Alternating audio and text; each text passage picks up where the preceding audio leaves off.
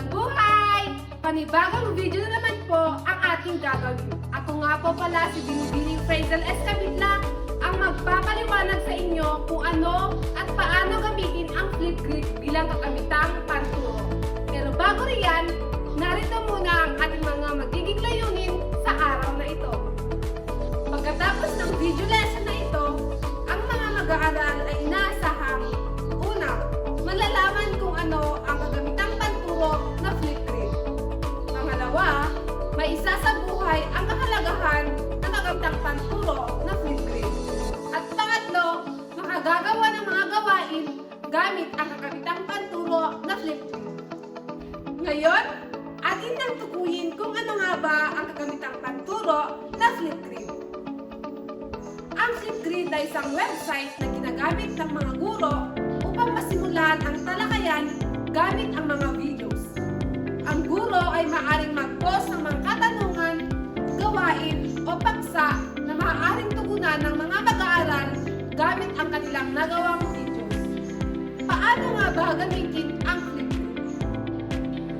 So ngayon, pupunta muna tayo sa browser at i-type ang flipgrid.com.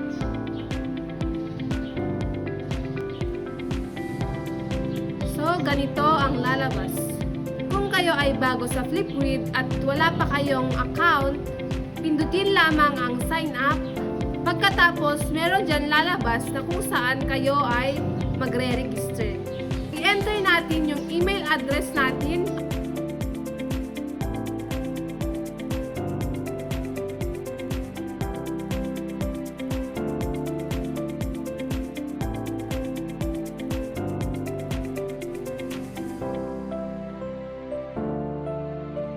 At hihingin dito yung password.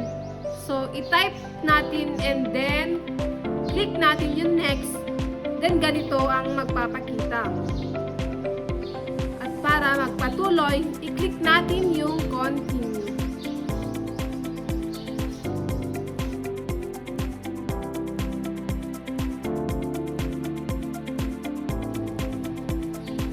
Ngayon, nakapasok na ako. Sabi dito, hi Frazel. So, fill aton lang mga information na kailangan dyan para makapunta tayo sa susunod na step. So, ilagay natin yung birthday natin dyan.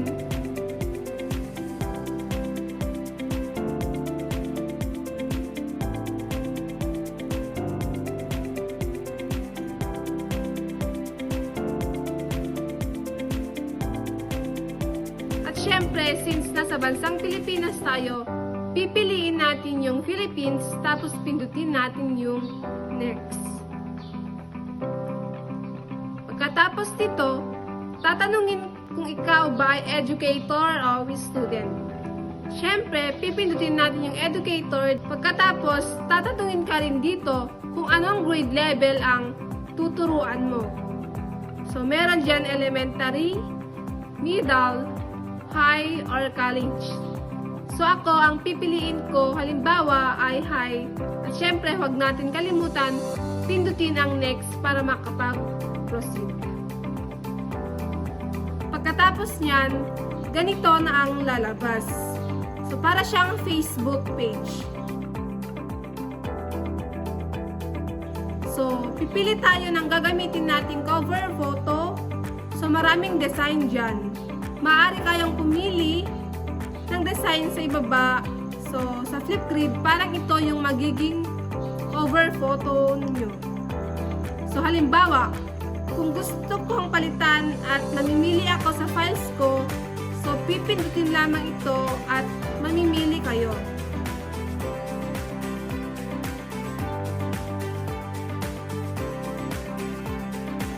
So, masyadong malaki kaya ika-crop ko and then click po natin yung save changes.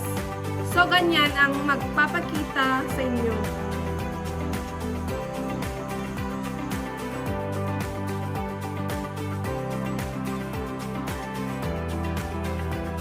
Ngayon, ilagay din natin kung anong subject ang ating tuturuan. So, since ang ituturo kay Filipino, asignaturang Filipino ang ilalagay ko dyan, para malaman ng mga estudyante kung anong subject ang kanilang pinapasukan o pag-aaralan.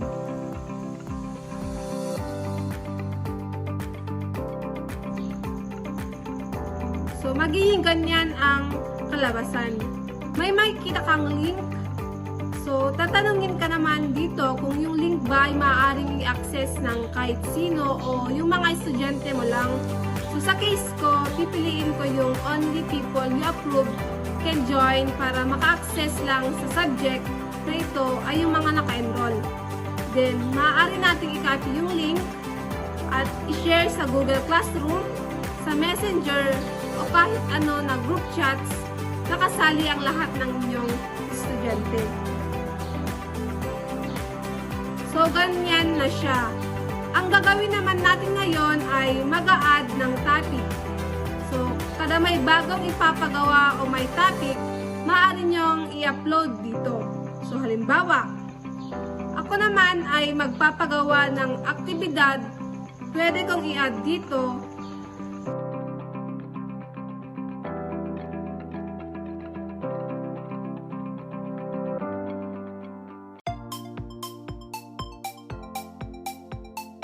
So ako, ang pamagat ng topic namin ngayon ay wika.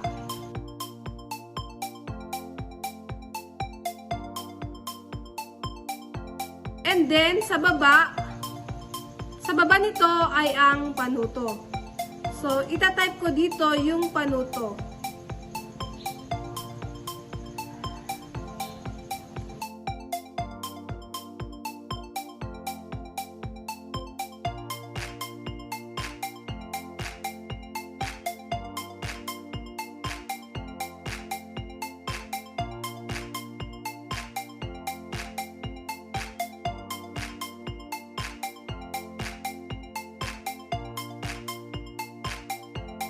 Ilalagay ko rin dito yung limit ng oras na maaari nilang gamitin o gawin ang video.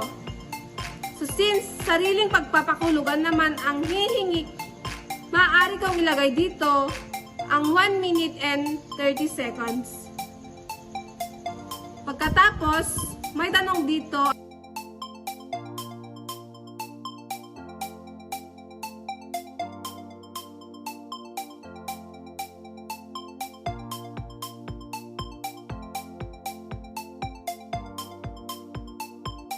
Gusto mong i-turn on, i-click mo lang yan. Kung hindi naman, pwede rin namang hindi.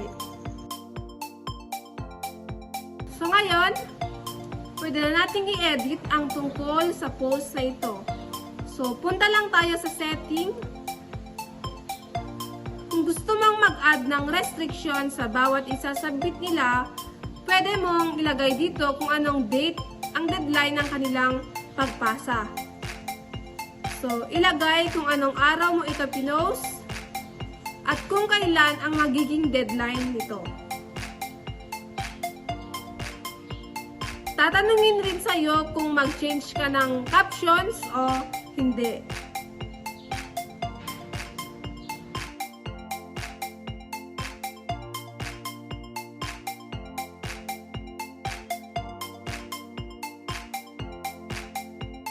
So, kung i-allow mo naman ang pagko-comment, pwede mo siyang i-turn on.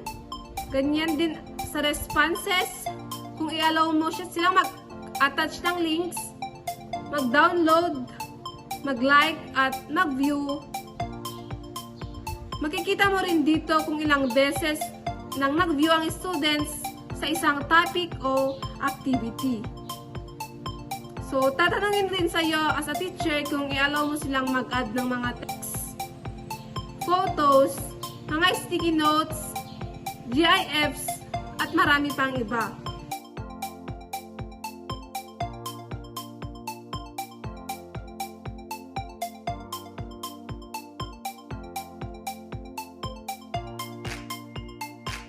Kung okay na siya sa'yo, then maaari mo nang i-post ang topic.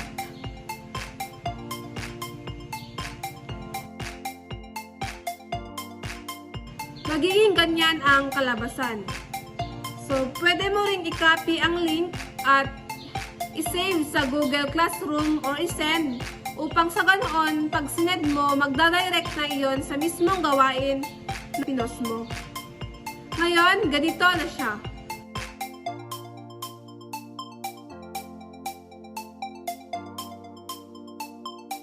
So, balik tayo sa pinaka-home niya.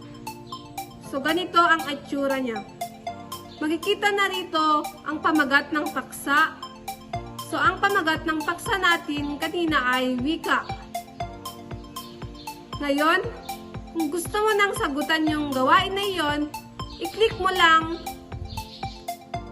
at basahin ang panuto, at kung i-require kang mag-upload ay pindutin lamang yung record. So, pindutin natin. Ngayon, makikita mo itong upload video. Since mag-upload ang gagawin natin, i-click natin ito, and then dito maaari ka nang mamili ng i-upload mo. So, yan. Hintayin lang na mag-upload, then ganito na siya.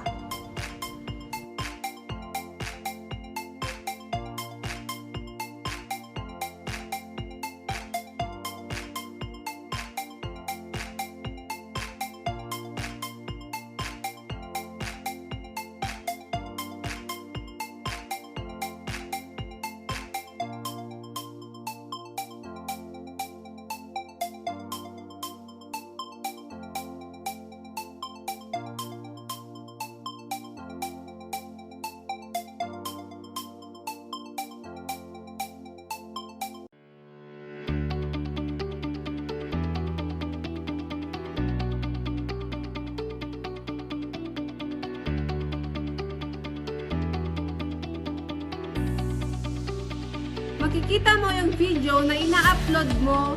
So, pwede ka dyan mag-add ng music, mag-delete ng clip, o di kaya mag-trim, and then click mo yung next para makapag-proceed. Ngayon, maaari mo rin dyan ilagay yung caption ng video na ina-upload.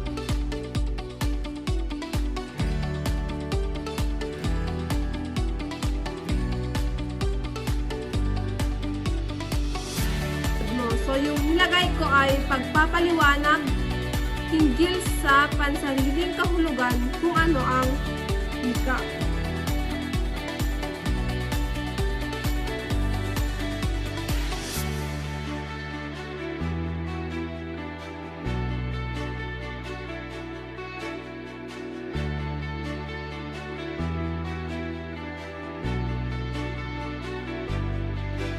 Tapos, i-post na natin sa topic.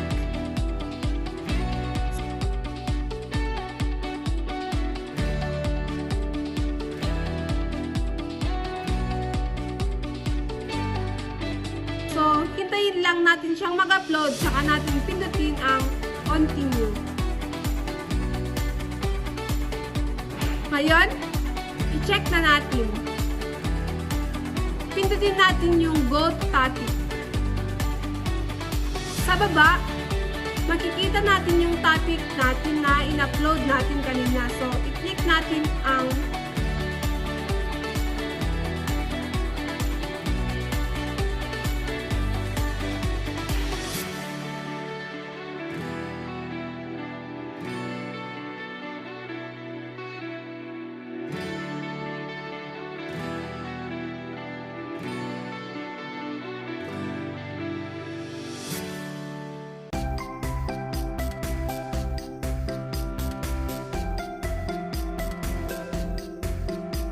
tayong mag-react dito o di kaya mag-comment.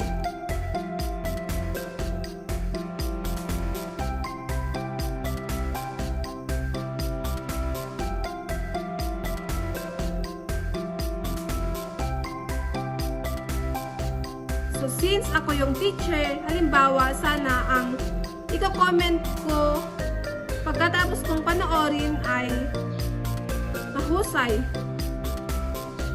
And then, pindutin yung post.